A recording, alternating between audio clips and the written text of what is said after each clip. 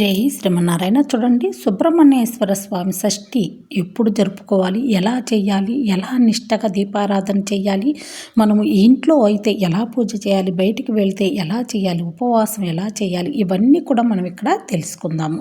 మనకు చాలామందికి పెళ్ళి కాకపోవటానికి కారణం ఏంటి, పిల్లలు పుట్టడానికి కారణం ఏంటి, పిల్లలు పుట్టకపోవటానికి కారణం ఏంటి, ఇవన్నీ కూడా తెలుసుకుందాం.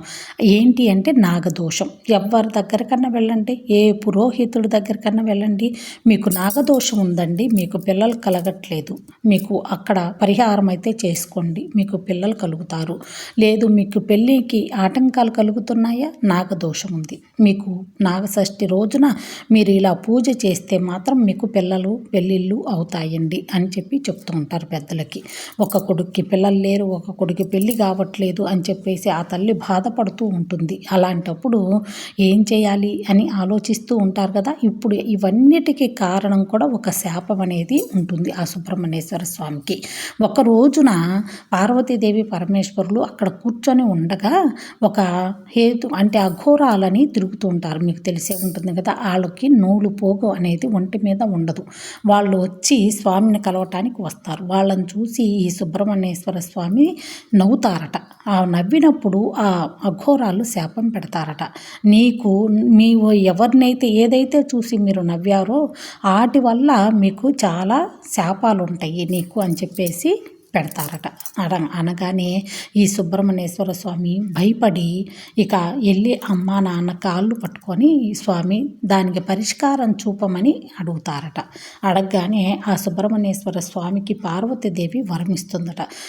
ఎవరైతే నిన్ను తలుచుకొని నీకు అయితే పూజ చేస్తారో వాళ్ళకి ఈ ఆటంకాలన్నీ తొలగిపోతాయి, పిల్లలు లేని వాళ్ళకి పిల్లలు కలుగుతారు, పెళ్ళి కావాలి అనుకునే వాళ్ళకి పెళ్ళి అవుతుంది, నువ్వేం బాధపడకున్నా అని చెప్పేసి ఆ వరాన్ని ఎవరికైనా శపించిన వారికి వరం, అది శాపం అనేది ఉంటుంది కదా, అది విరమించుకోవటం కుదరదు.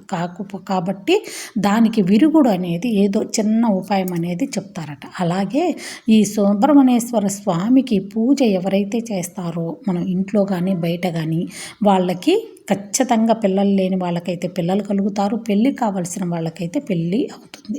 ఇప్పుడు మనకు పురోహితుల దగ్గరికి వెళ్తే నాగదోషం ఉంది, మీకు పిల్లలు లేరు, నాగదోషం ఉంది, మీకు పెళ్ళి కావట్లేదని చెప్తూ ఉంటారు. అలాంటప్పుడు కూడా ఇలా పూజ చేసుకున్నట్టయితే చాలా మంచిది. మీరు ఆ షష్ఠి రోజు ఇంట్లో అయితే 6 పడగలు చేసి 6 ఒత్తులు వేసి వెండి ప్రమిదలో మీరు వెలిగించండి. సలివిడి నవడపప్పు పానకం నైవేద్యంగా పెట్టండి ఇంట్లో పూజ.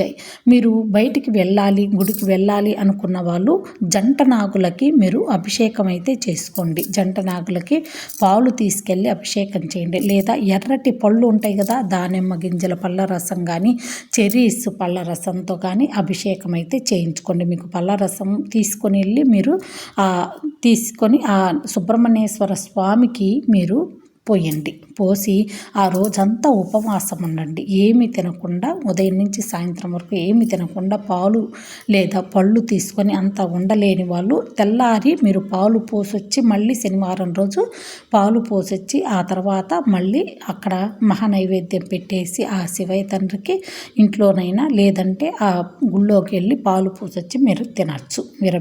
ఉపవాసం విరమణ చేసుకోవచ్చు. కింద పడుకోవాలి, సలివిడి నైవేద్యంగా పెట్టాలి. ఆ సుబ్రహ్మణ్యేశ్వర స్వామికి ఇలా చేసుకున్నట్టయితే మీకు ఎప్పటి నుంచో పెళ్ళిళ్ళు ఎదురు చూస్తున్నా అవి వెనక్కిపోతూ ఉన్నా పిల్లలు లేకపోయినా ఇలాంటి వాళ్ళందరికీ కూడా సంతాన భాగ్యం అనేది వస్తుందండి. సంతానం కలుగుతుంది ఖచ్చితంగా. ఈ సుబ్రహ్మణ్యేశ్వర స్వామికి మీరు ఇలా చేసినట్టయితే వెండి ప్రమిదలో మీరు దీపాలు 6 ఒత్తులేసి వెలిగించండి.